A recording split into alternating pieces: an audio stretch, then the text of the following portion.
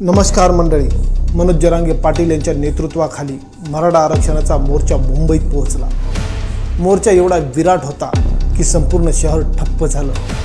रस्ते जाम, हजारोंची गर्दी, घोषणांचा गजर आणि मागणी फक्त एकच, मराठा समाजाला आरक्षण द्या। पण हा संघर्ष आज सुरू झालेला नाही। या लढ्याला तब्बल 40 वर्षांचा इतिहास आहे।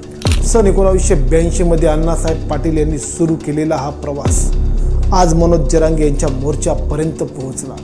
चला जाणून घेऊया मराठा आरक्षणाच्या या 4 दशकांच्या प्रवासामागचं सत्य आणि अजूनही अपूर्ण राहिलेला लढा। अशाच माहितीपूर्ण व्हिडिओसाठी चॅनलला सबस्क्राइब करा। नमस्कार, मी कैलास, तुम्ही बघताय नमस्ते महाराष्ट्र। तारीख 22 मार्च 1982, ठिकाण मुंबई, वेळ सकाळचे 10 वाजलेले।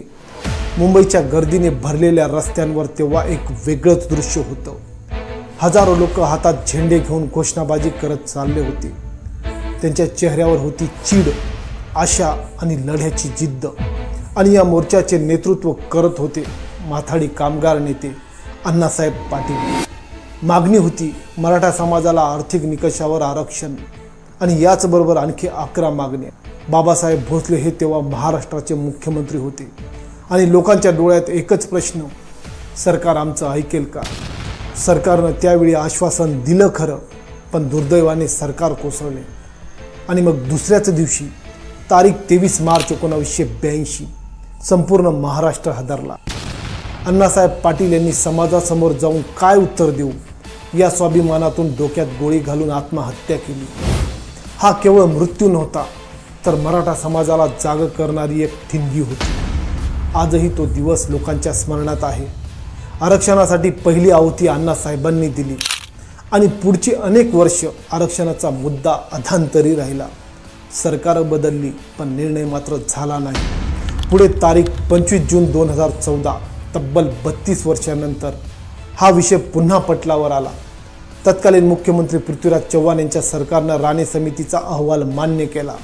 मराठा समाजाला ACBC मध्ये समाविष्ट करण्याचा निर्णय झाला आणि लोकांच्या डोळ्यात पुन्हा आशा उजळली।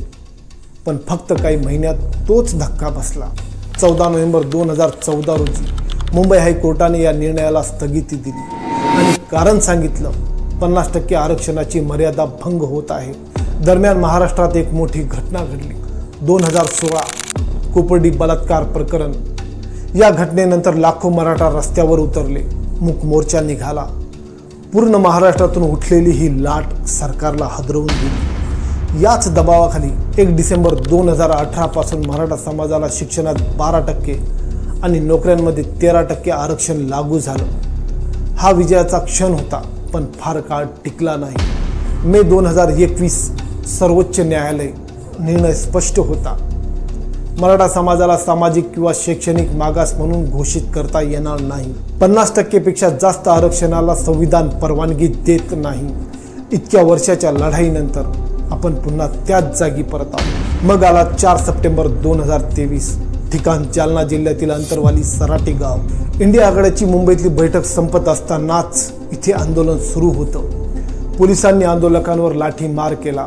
महिला, मुलं, वृद्ध असे बरेचसे जखमी झाले आणि तो व्हिडिओ सोशल मीडियावर व्हायरल झाला आणि पुन्हा एकदा महाराष्ट्र पेटून उठला। मराठा आरक्षणाचा मुद्दा राजकीय वादळ बनला।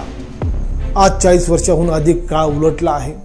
रस्त्यापासून कोर्टापर्यंत, सरकारपासून राजकारणापर्यंत हा संघर्ष अजूनही सुरू आहे। अण्णासाहेब पाटील यांचं बलिदान, हजारो तरुणांची आंदोलनं आणि लाखो मराठा समाजाच्या डोळ्यातलं स्वप्न अजूनही अपूर्ण आहे। 40 वर्षाचा प्रवास संपला नाही, प्रश्न अजूनही तसाच आहे। ही होती मराठा आरक्षणाच्या संघर्षाची खरी कहाणी। तुम्हाला काय वाटतं? मराठा समाजाला आरक्षण मिळेल का? आपलं मत कमेंट बॉक्समध्ये नक्की सांगा।